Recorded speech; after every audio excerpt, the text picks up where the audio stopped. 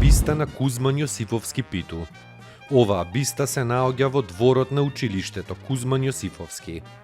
Кузман Јосифовски Питу е македонски комунист, еден од главните организатори на антифашистичкото движење и на НОП во Македонија.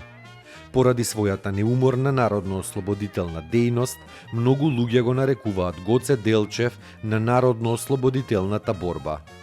По преспанското советување на 2 август 1943 доаѓа во Скопје да раководи со борбата на македонскиот народ, во заднината на фашистичкиот окупатор. Упорен борец за создавање на самостојна македонска држава.